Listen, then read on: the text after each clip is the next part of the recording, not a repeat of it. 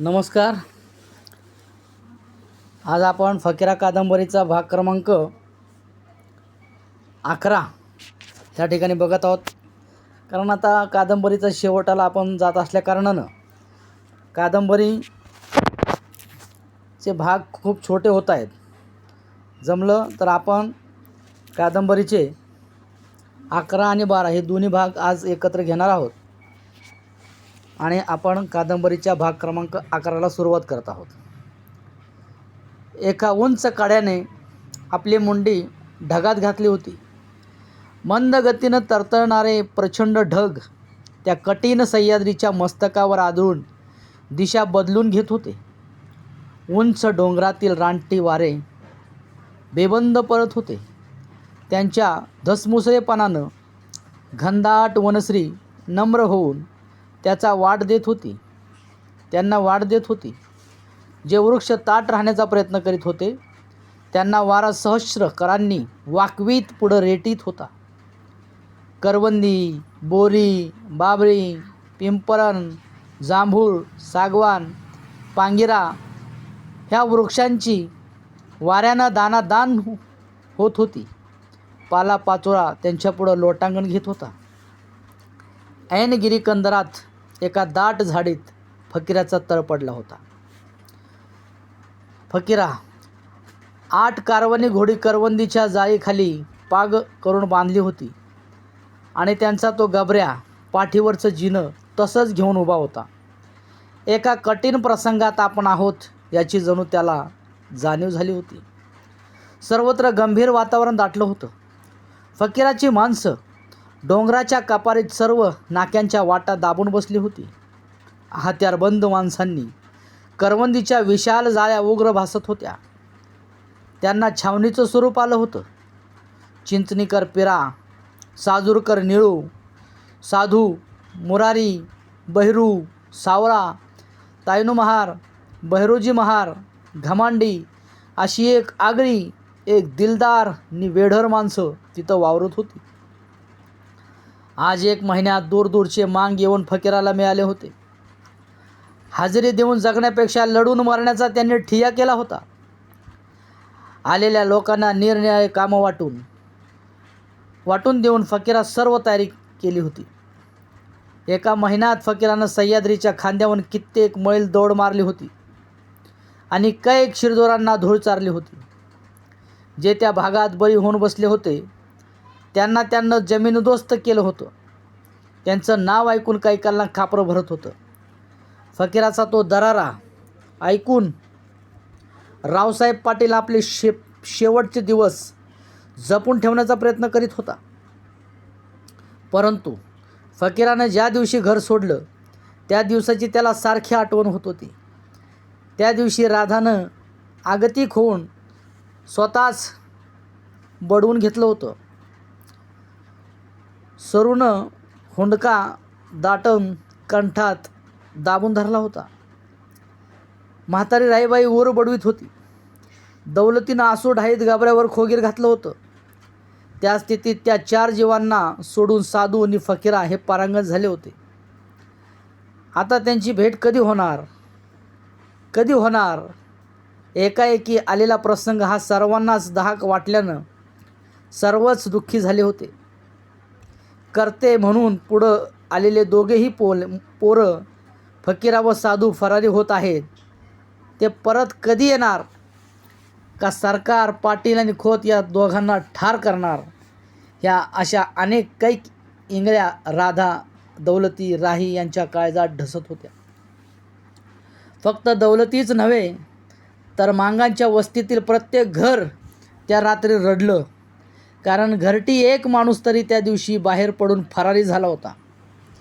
कारण गुन्हेगार जमातीच्या कायद्यानं त्यांच्यावरती हजेरी पद्धत आणली होती आणि ती नाकारल्यामुळं, बंड केल्यामुळं फकीराला घर सोडावं लागलं होतं आणि त्याच्या सर्व साथीदारांना. भर मध्यान्ह रात्री जेव्हा ती सारी जण घर सोडून निघाली तेव्हा सर्व लहान थोरांनी दारात येऊन त्यांना निरोप दिला होता. त्यांचे ते कुश हातात, दुष्काळानं जर्जर केलेले देह आणि फकीरासारखे नजरेसमोर येत होते. गेल्या काही दिवसाच्या अनुभवांना तो पार बदलून गेला होता. एका जाळीत निवांत पडून त्या प्रसंगाची तो आठवण काढत होता. आज 8 दिवस झाले. त्या घराकडची ही काहीच बातमी कळली नव्हती. सरू त्यांच्या डोळ्यापुढं सारखी येत होती. आई भिंतीला टेकून तळमळत असेल, आबा घोर करीत असेल, थोरली आई चरफडत असेल.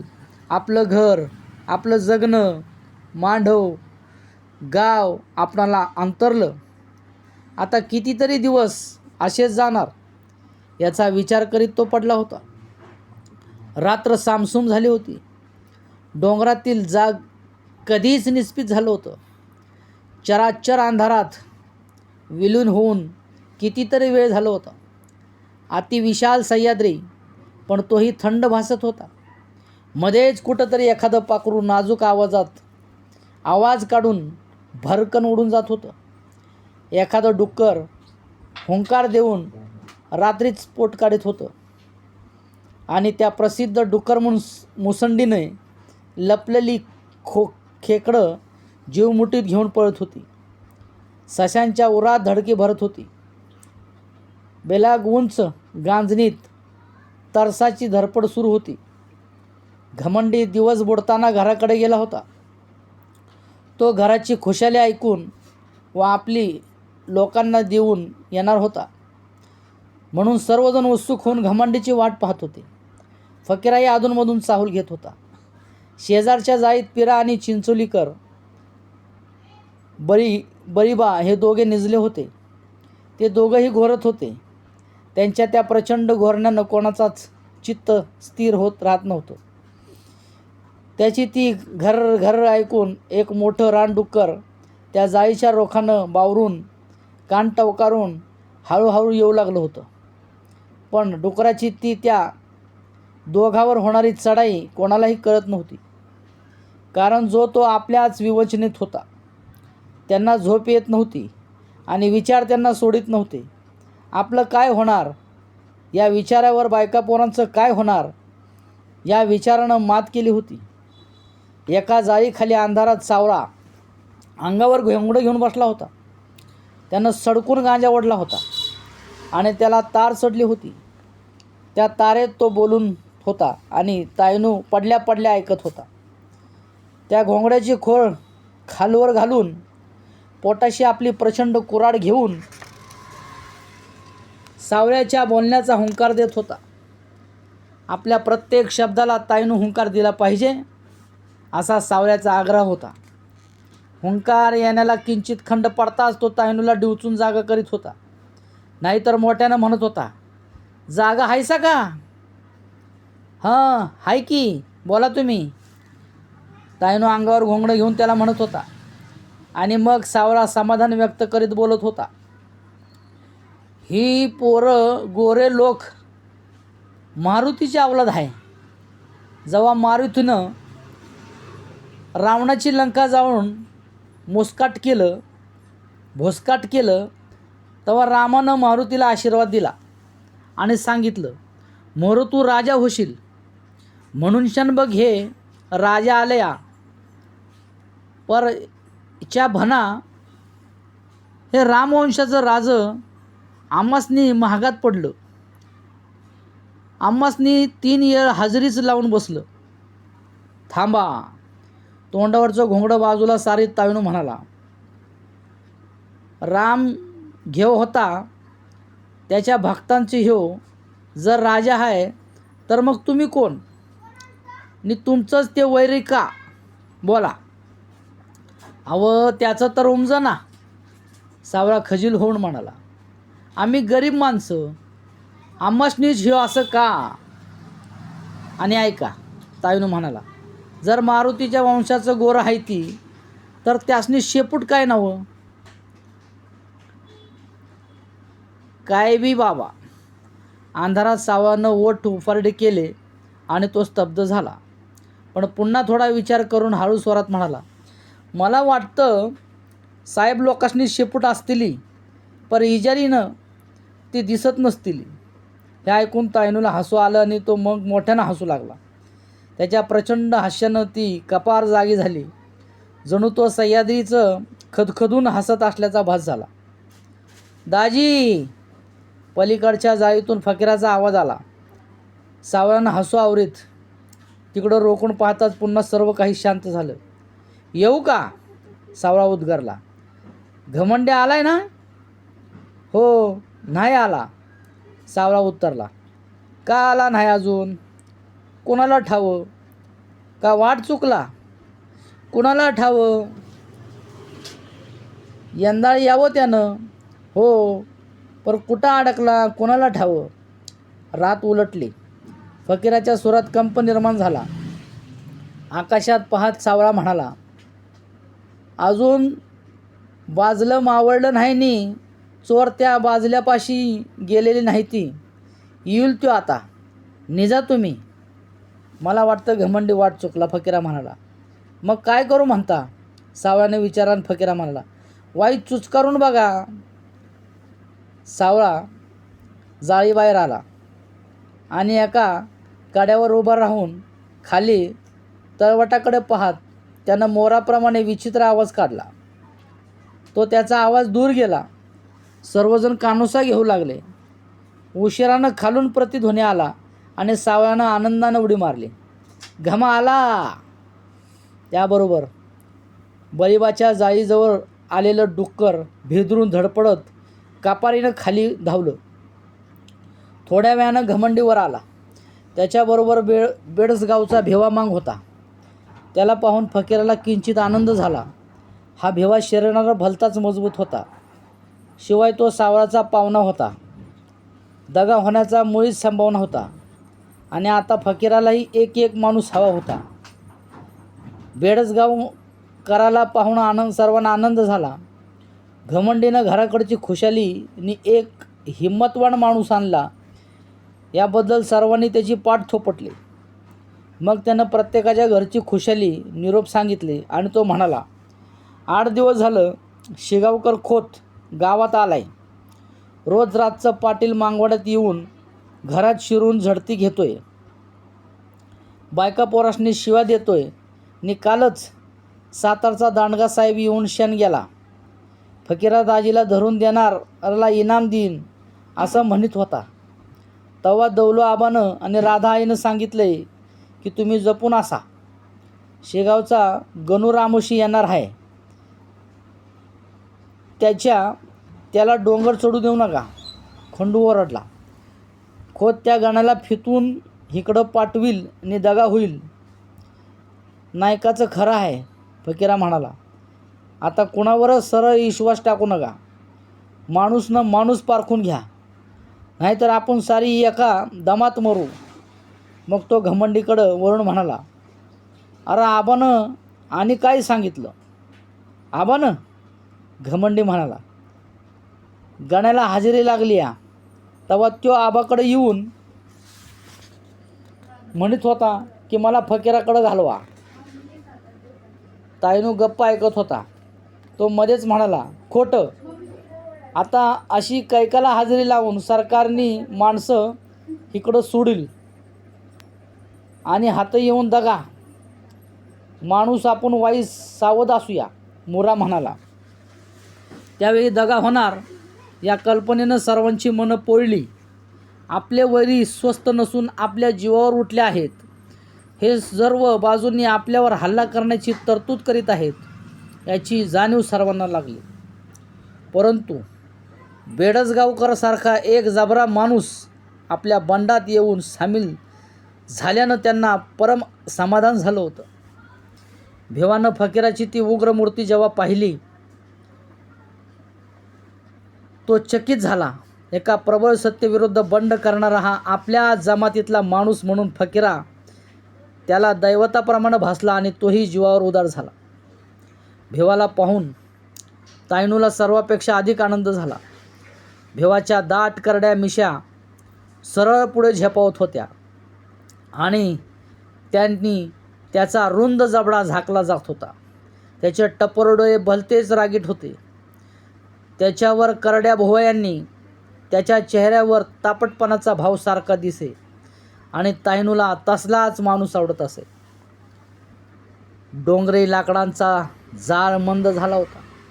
सावळा, तायनू व भिवा त्या जाळाभोवती बसून शेकत होते. भिवा चिलमीत निखारा कोंबून मिशा आजूबाजूला सारून भुरके मारत होता. मध्यान्ह रात्र उलटली होती.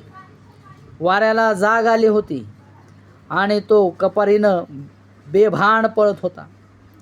घमंडे आल्यामुळं आणि घराकडची खबर समजल्यानं सर्वांच्या उराचं दडपण हलकं झालं होतं.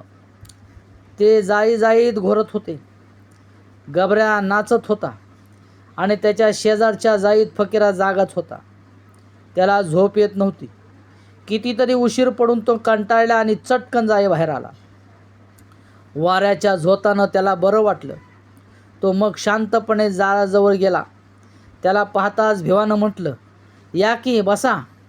हं बोला, असं काय चाललंय तुमच्या खोऱ्यात? फकीरा जाळाजवळ बसत बोलला आणि भिवा म्हणाला, बेडच गावात सरकारी खजिना आहे. तेव्हा सारा गाव अंमलदारांनी उठून काढलाय. त्यात आम्हा गरिबावर ही हजेरी डोसका हलवाय पुरसत नाही. खजिना? फकीरा गंभीर होऊन म्हणाला, खजिना तिथं कसा?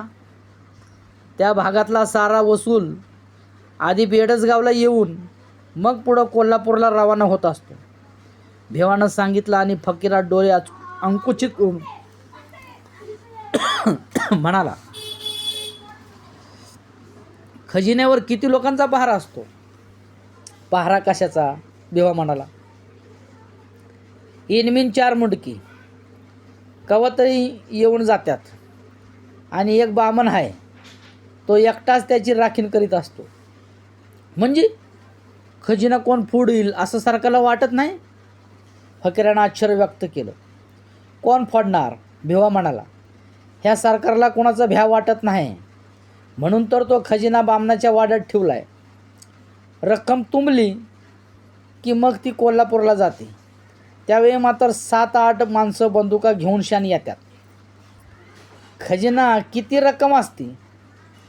फकीराने विचारलं. किती असती कोण जाणं? भिवा उद्गारला आणि फकीराच्या डोकीत तो खजिना खळखळू लागला. तो चटकन उठून आपल्या जाळीत आला आणि त्यानं हाक मारली. मुरा, बळी, साधू हे तिघे धडपडून उठले आणि धावले.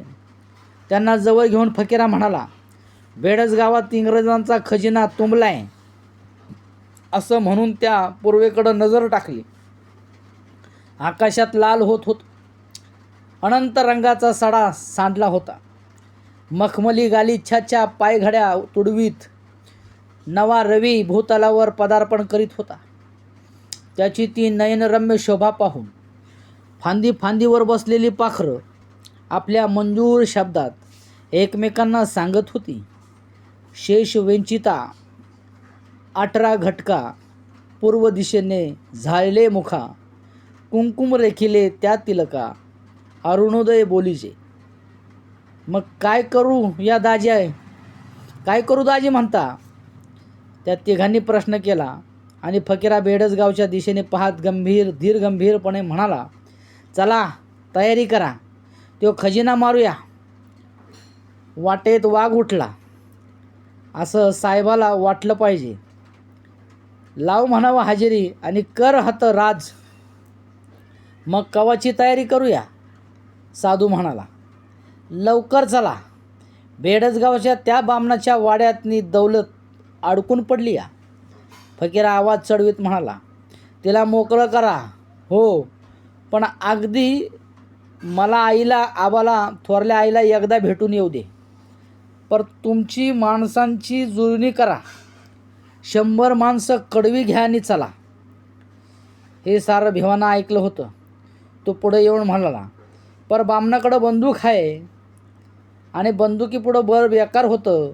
भलताच मार आहे म्हण. माझं बळ तोफेपुढं बेकार होणार नाही. फकीरा तीव्र स्वरात म्हणाला, बंदूक असू दे. बंदूक किती गोळ्या उडविल ती? एक माणूस 10-10 गोळ्या खाऊन या. मेलेलं मेंढरू आगीला भीत नाही. उद्या मरायचं ते आज मरूया, पण जरा माणसावानी आणि हिमतीनं. पण म्हणीत एक राजा होतं झाला. त्याचं नाव मी विचारलो. तो राजा म्हणत होता, शेळी होऊन शान 100 वर्ष जगण्यापरास वाघ होऊन शान 1 दिवस जगावं, आणि तेच खरं आहे. वाघच होऊया आणि वाघासारखं मरूया. चला जावा माणसाने माणसं. हो, पण आधी मी आईचं वाईच घराकडं जाऊन आईला भेटून येतो. फकीरा साधू मुरा बरी बोलत असताना पूर्वेला रविनारायण शांतपणे वर आला. जणू तोही फकीराचं बोलणं ऐकून भारावला होता. लाल किरणांनी भूमंडळ खंचून भरलं. सह्याद्रीवर त्या किरणांनी वर्षाव सुरू केला. वनराजी पिवळ्या किरणांनी शोभायमन केली. लहान सहान रान फुलपाखरं वाऱ्याच्या स्पर्शानं हस्तक डोलावून सूर्याला नमस्कार करू लागले. डोंगरी दुनिया जागी होऊन कार्यक्षम झाली. फकीराची माणसं आंघोळ करू लागली. कोण देवाचं नाव घेत जाईत बसले. कोण धोतर वाईत सूर्यनमस्कार करू लागले. मुरा बळी साधू बेडसगावच्या खजिन्याचा विचार करीत आपल्या तयारीला लागले. बेडसगावचा खजिना या एकाच शब्दानं त्या डोंगरात जाळीनी जाळी कुजबुजत होती. प्रत्येक जाळीत खजिन्याची चर्चा चालू झाली आणि खजिना करीतच तो दिवस मावळत गेला. फकीरा घराकडे जाण्याची घाई करू लागला. घमंडीनं येऊन गाभऱ्यावर खोगीर घातलं आणि तो म्हणाला, दाजी एकटं जाऊ नका. रावसाहेब पाटलांना आपली माणसं पाळतीवर ठेवली ती. बरं, मी सावरू नानाला घेऊन जातो. फकीरा म्हणाला, मी सावध आहे, तुम्ही मात्र हात जागत असा. सावरू नाना न तायनू आबा ह्यासनी म्हणावं चला. सूर्य डोंगराच्या पलीकडे हळूहळू उतरत मावळतीला गेला आणि फकीरा गबऱ्याला घेऊन डोंगर उतरत ओगवतीकडे निघाला. दोघेही आपापल्या घरी निघाले होते. मात्र सूर्य एकटाच होता आणि फकीराबरोबर सावरा आणि तायनू हे काळासारखे चालत होते. डोंगरातून गावंदरीला येईपर्यंत सर्वत्र सामसूम झाली होती. रानातली माणसं केव्हाच गावात गेली होती. सर्व पांदी निर्जन भासत होत्या. गावात एखादा माणूस बोलत होता. ते रात्रीच्या शांत वातावरणात दूरपर्यंत ऐकू येत होतं. फकीरा, सावरा, तायनू हे पाटलाच्या पडवीत येऊन थांबले. कारण फकीरापुढं दुसरा एक पेच पडला होता. तो म्हणजे गबऱ्याचा. गबऱ्या गावात गेला की केकाळून सर्व गाव जागा करील. लोक गबऱ्याचा तो आवाज ओळखणार. सर्व संकटात सहाय्यकर्ता म्हणून जीवापेक्षा प्रिय गबऱ्या आज फकीराला एकाएकी संकटाप्रमाणे भासू लागला. तो विचार करीत होता. तोच सावरा म्हणाला, कशाचा विचार करताय? गबऱ्याचा. म्हणजे कसं? तायनूनं विचारलं. म्हणजे दारात गेल्या गेल्या आम्ही आल्याची वर्दी खेकाळून देणार नाही. फकीरा पुढं बोलणार तोच तायनू मध्ये म्हणाला, खरं आहे. आता असं करूया, तुम्ही आणि सावरा निघा. मी गबऱ्याला घेऊन हातो थांबतो. आणि तुम्ही घराकडं केव्हा जाणार? फकीरा चमकून म्हणाला, मी सावरा आल्यावर जाईन. जावा, पर सावरा तू लवकर ये जा. फकीरा क्षणभर खिन्न झाला आणि गबऱ्याला तायनूच्या हातात देऊन अंधारात पुढं निघाला. सावराही घराकडे फिरला तेव्हा फकीरा आला. नाना, तायनू आबाला घरला जायचं आहे. लवकर येणी त्याला जाऊ दे. पोराबाळासनी भेटून येऊ दे. घरात मंद दिवा जळत होता. दौलती भाकरी खाऊन दातात काडीत घाई बसला होता. राहीबाई अंग टाकण्याचा विचार करत होती. राधाचं चित्त स्थिर नव्हतं. सर्व बावरून गेली होती. आज 1 महिना होत आला होता. फकीराला तिनं पाहिलं नव्हतं. ती मनात पेटत होती, परंतु मनातली आग तिला विझवता येत नव्हती.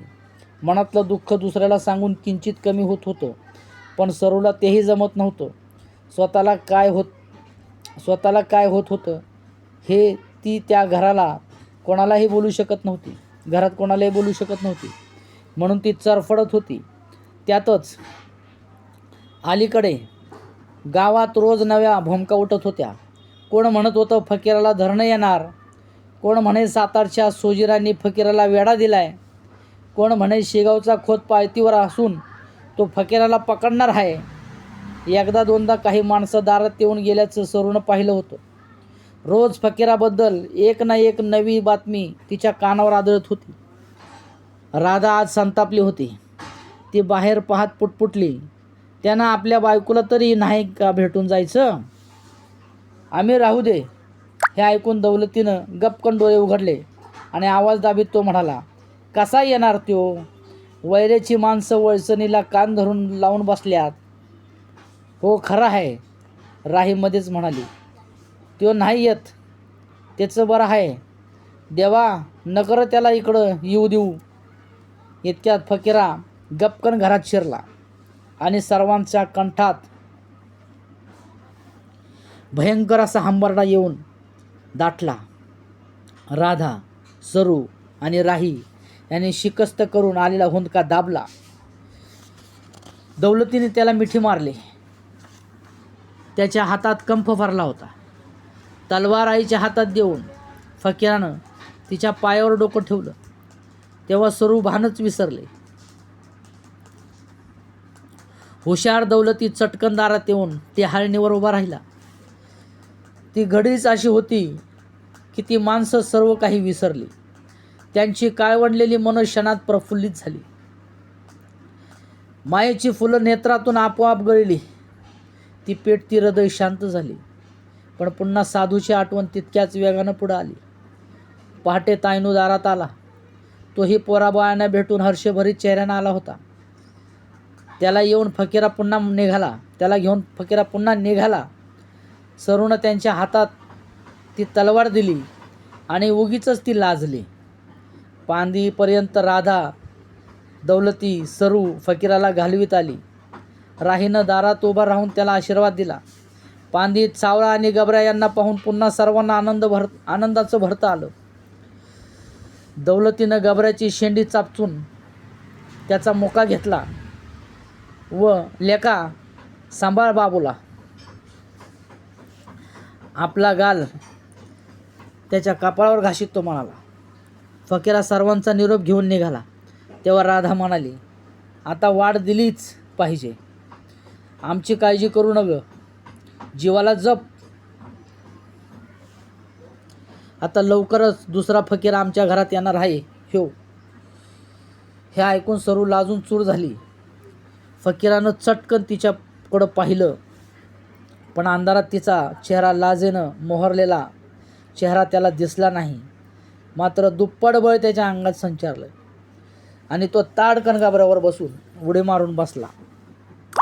पूर्वेला एका ढगात एक लाल रेषा हळूहळू प्रखर करत होती. जणू अंधाराच्या भिंतीला तडा जाऊन त्या खिंडातून प्रकाश पुढे येत होता. फकीरा डोंगराकडे निघाला होता. त्याची पाठमोरी आकृती राधा पाहत होती.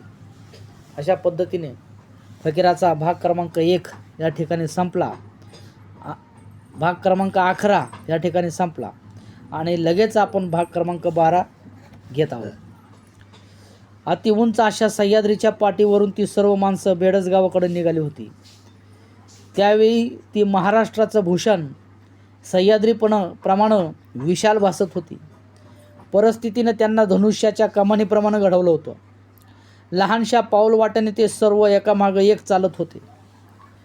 कुणीही घाई करीत नव्हतं, कारण सूर्य अजून बराच वर होता. तोही मंद गतीने विशालगडाच्या शिखरावरून चालत होता.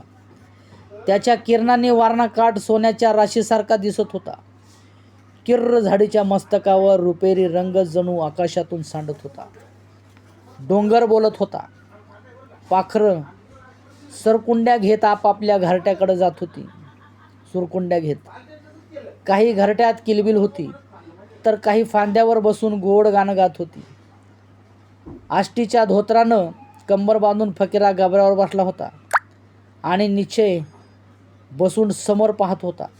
बेडस गावात काय होणार याचा विचार करीत तो निघाला. त्याची सर्व माणसं बेडस गावला खजिना लुटण्यासाठी चालली होती.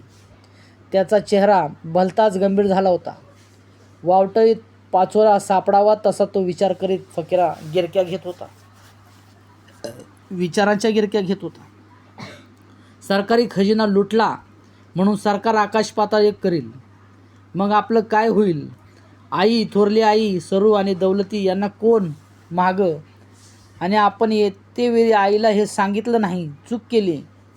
बेडसगावचा खजिना आपण लुटणार हे आईला न सांगून आपण चूक केली.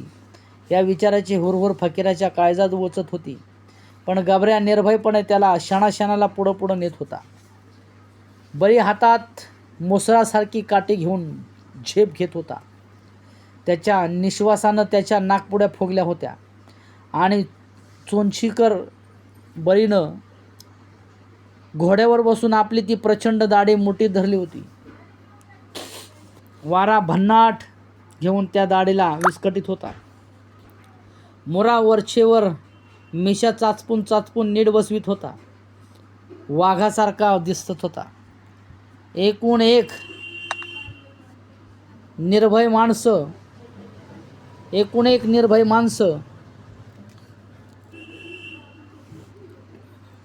आज मृत्यूशी सामना करायला निघाली होती आणि मृत्यूशी सामना करण्यासाठी त्यांची पाय बेडसगावच्या दिशेने जात होती.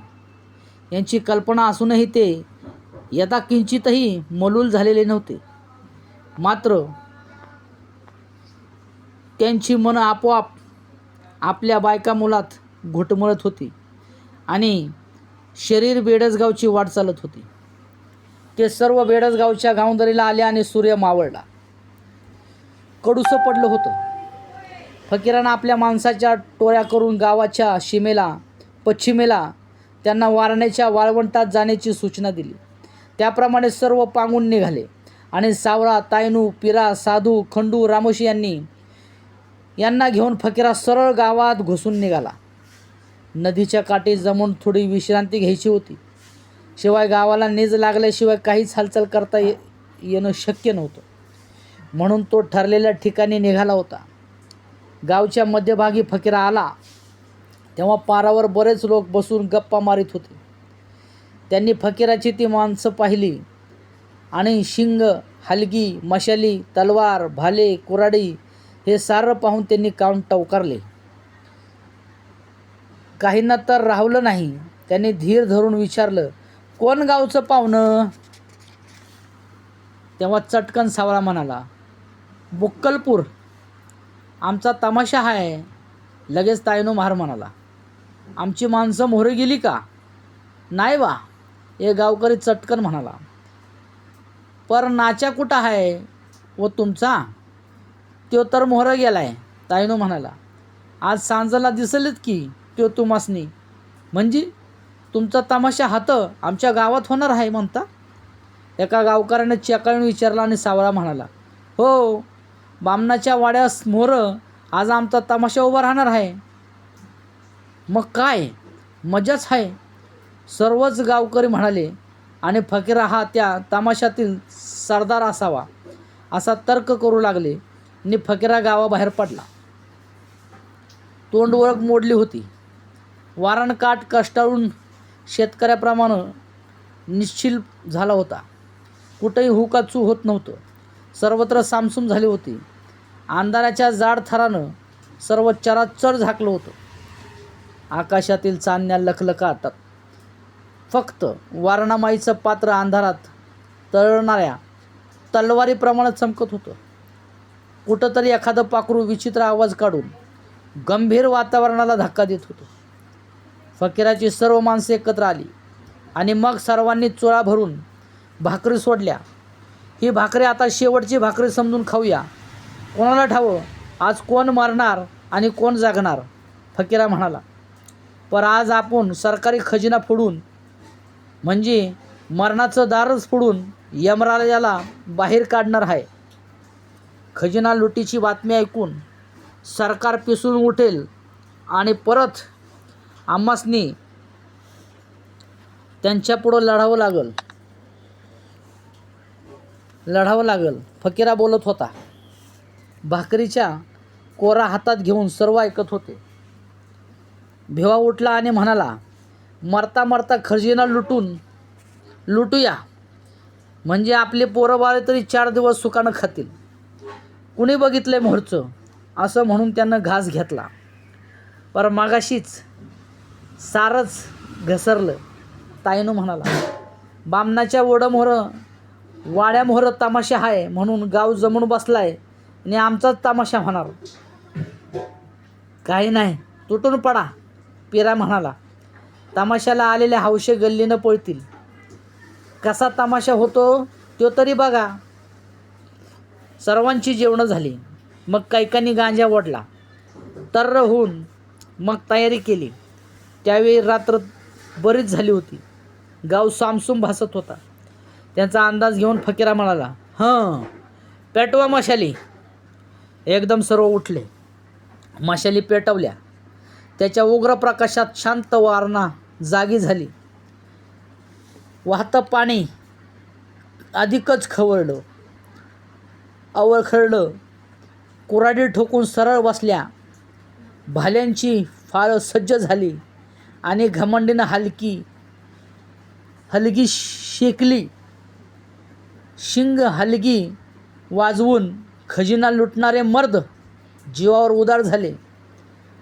हळूच जागून घात करणारी भ्याड माणसं ती नव्हती, तर वाजत गाजत जाऊन मरणाला जाग करून मग त्याला कंटाळणारी ती मर्द माणसं होती. फकीरा भरकन पुढं निघाला.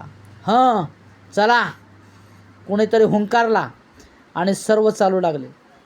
गावात शिरताच हलकीवर टिपरू पडलं आणि शिंगानं आरोळी ठोकली. सारा प्रदेश थरथरला. बेडसगाव एकदम जागा झाला आणि काव टवकारून ऐकू लागला. कसलं शिंग? गाव बोलला आणि पुन्हा स्वतःच उतरला. असल वरात. हलकीच्या कडाक्यात गल्ल्या हादरल्या आणि शिंगानं भीतीदायी वातावरण पेटलं. फकीरा वादळाप्रमाणे बामणाच्या वाड्यापुढे येऊन दाखल झाला. रघुनाथ बामणाचा तो वाडा आता जागा झाला होता, परंतु 1.5 लाखाचा खजिना पोटात घेऊन निर्भय बसला होता. प्रचंड जुन्या चालीचा मजबूत दरवाजा बंद होता आणि त्या दरवाजाच्याच कमानीत एका खिडकीत रघुनाथ येऊन पाहत होता. वरात का बंड या प्रश्नाने त्याचं काळीज फोडलं होतं. शेवटी त्याचा कयास खरा ठरला. दरोडाच आला याची खात्री होताच त्यानं बंदूक सज्ज केली. फकीरा दाराला भिडला होता. नंग्या तलवारी कुऱ्हाडी लखलखत होत्या. माणसा बळ उसळत होतं. वाड्यात घुसा हा एकच आक्रोश त्यांना पुढं रेटीत होता. फकीर हातात घेऊन अगदी दारालाच छाती लावून उभा होता. त्यामुळं वर कमानीच्या खिडकीतली बंदूक त्याला नेमू शकत नव्हती. परंतु रघु बामणाला कड निघाली नाही. त्यानं अंधारात एक गोळी झाडली आणि मग मात्र गावाला खरा प्रकार उमजला. दरोडा आला हा एकच बबरा सर्वत्र झाला आणि हिमतीवाला माणसं मेल ते हातार घेऊन बामणाच्या वाड्याकडे धावली. पहिली गोळी कडाडताच फकीरा ओरडला, मशाली विजवा. क्षणात सर्वत्र अंधार दाटला आणि मोरा ओरडला, गावाला गोफणी जोडा, हाना. गोफणी म्हणजे दोऱ्याने बनवलेलं एक गोफण असते. त्याच्यामध्ये दगड टाकून लांबवर मारा करून फेकता येतो आणि मारता येतो. गोफणी जोडा. घोड्यावरून आणलेले वारण्याच्या वाळवंटातील गोटे गल्लीनं गडगडू लागले. पुढून येणारी माणसं पटापट पडू लागले. परंतु लवकरच दगड संपले. फकीराची माणसं दगड चाचू लागले आणि पिरा फकीराला म्हणाला, दाजी, दगड सरलं पर गाव मागं सरत नाही. साऱ्या गल्ल्या भरल्या ती माणसांनी. मग हत्यारं काढा. फकीरा म्हणाला, हं, आता गय करू नका. दिसल त्याला कापीत काढा आणि नदीवर चला. पांगू नका. एका जीवानं सारखं लढत मोर व्हा.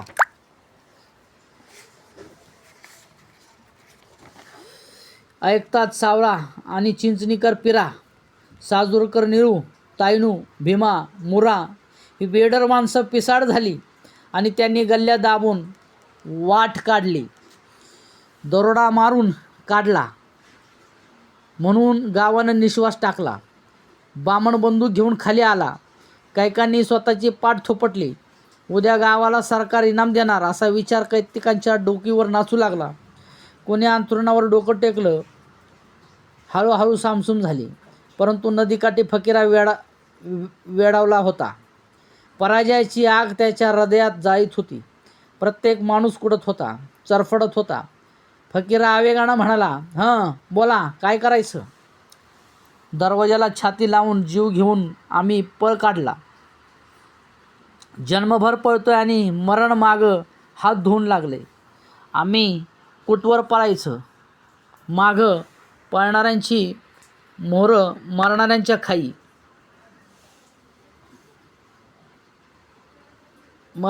खाई.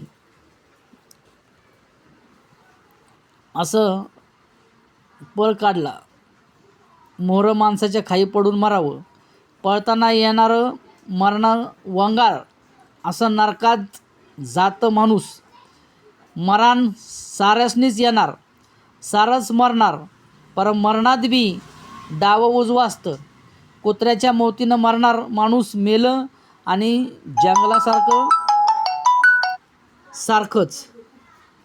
जर पळूनच जगायचं असेल काय,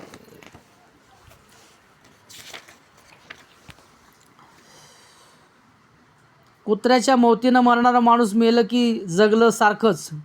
पर पळून जगायचं असेल तर हात्यारं आताच हत वारणा. आईच्या मोहरं जाळून त्याची राख कपाळाला लावून सरळ सरकारला शरण जाऊया आणि जगूया. हात्यारं वागवण्याचा आम्हासनी हक्क नाही. मग काय करायचं? मोरा म्हणाला. गावानं भलताच नेट धरला. नशीब वाईट तरी झाली नाही. सलामत बाहेर आलो. सलामत? फकीरा तरकटला. कवा आम्ही सलामत होतो? आईच्या पोटातनं बाहेर आल्यापासनं नव्हं. आईच्या पोटात होतो तेव्हापासनं रक्ताचं घोट घेतोय, लढतोय. आम्ही कवाच सलामत नव्हतो. साजीरवाच्या मळाला माझा बाप कटून मेला. तेव्हापासनं एक दिवस, एक घडी मला सुखाची लाभली नाही आणि वैऱ्याने ती लाभू दिली नाही. विचारा या सावळा नानाला. सर्व काही शांत होतं. फकीरा बोलत होता. नव्हे त्या दमगीर माणसावर निखारे वर्षवित होता आणि ती पेटती माणसं हळूहळू फुलत होती. पुन्हा वारणकाठ तप्त होत होता. थोड्याच वेळात थकवा दूर झाला. वारणेचं थोडं पाणी घेऊन फकीरा तरतरीत झाला आणि पुन्हा त्यांच्या झुंजेची ऊब उठली. चला तर परत. ताईनू महार उठला.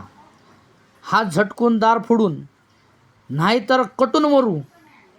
चला चला. सर्वच बोलते झाले आणि पिरा कुऱ्हाड घेऊन गरजला. शेका हलगी, उठा. आता जर बेडसगावला पाड दाखवील तर बापाचं नाव सांगणार नाही. सावळा गुरगुरला आणि सर्वत्र चेव आला. टक्कर घेऊन मारण्याची उर्मी सर्वाच्या अंगात संचारली आणि पुन्हा हलकी शेकली. पुन्हा वाळवंटाचे दगड पोत्यात भरले आणि तलवारी सज्ज झाल्या. क्षणात पुन्हा हलगीचा कडकडाट झाला. पुन्हा दुप्पट जोरानं शिंग केंकाळलं आणि दाही दिशा दणाणून गेल्या. पळून गेलेले दरोडेखोर पुन्हा गावात जमून आले. ते आता निर्वाणीची झुंज देण्यासाठी आले. कदाचित त्यांनी पुन्हा दुप्पट माणसं आणली असतील आणि आता ते मुळीच हटणार नाहीत. उलट आम्ही सरकारसाठी फुकट काय म्हणून मरायचं असा विचार कैकांनी बोलून दाखविला. खजिना सरकारचा, रखवालदार बामण आणि लुटणारे चोर, मग आम्ही का मरायचं असा पोक्त विचार करून गाव स्वस्थ बसला.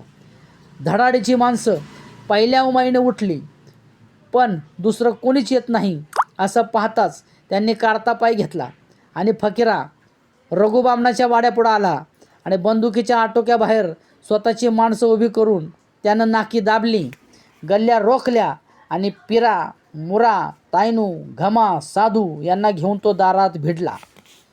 बामणाची बंदूक त्याच्या डोकीवरून गोळ्या झुगारीत होती आणि फकीरा दरवाजा फोडण्याचा प्रयत्न करीत होता. सर्वत्र दंगल सुरू होती. एकाएकी पिराला सुचलं आणि तो समोरचे चिरे उचलून दारावर घालू लागला. त्याचा तो पिसाटपणा बळीच्या अंगात शिरला. मग सारीच बलवान माणसं पुढं आली आणि त्यांनी मोठमोठे दगड घालून तो प्रचंड दरवाजा मोडून काढला.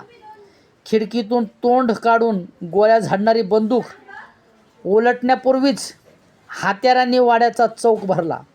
मुरा, बळी, घमंडी यांनी परसदार फोडून बंदूक हिसकावून घेतली. हातची बंदूक जाताच रघुबामन अंधारात गडप झाल्यामुळं मुरा बेचैन होऊन त्याला शोधित होता. फकीरा चौकात आला तेव्हा बामणाचा प्रतिकार संपूर्ण मोडून पडला होता. वाड्यात अंधार होता. बाहेरची शांतता प्रस्थापित करून मशाली वाड्यात येताच रघुन बामण एका खोलीत तलवार घेऊन उभा असलेला दिसला. आपली मुलं बायका, तरुण मुली यांना एका खोलीत बंद करून तो एकटाच त्यांच्या आबरूचं रक्षण करण्यासाठी उभा होता. त्याला पाहताच फकीरा म्हणला, कोण आहे ते? मी आहे, वाड्याचा मालक. रघु बामण तीक्ष्ण स्वरात म्हणाला. रघुनाथ बामण, बराच जीव धरलाय. फकीरा म्हणाला, आज ह्या वाड्याचा मालक मी आहे. खजिना कुठं आहे? वाट सोडून बाजूला हो. मी बाजूला सरणार नाही. रघु बामण पिसाट होऊन ओरडला आणि कोणाला पुढं येऊ देणार नाही असं म्हणून त्यानं हातातली तलवार झाडली. पोलादी पात्याला जोराचा हिसका बसून ते हत्यार थरथरलं. फकीरा एकदम पेटला.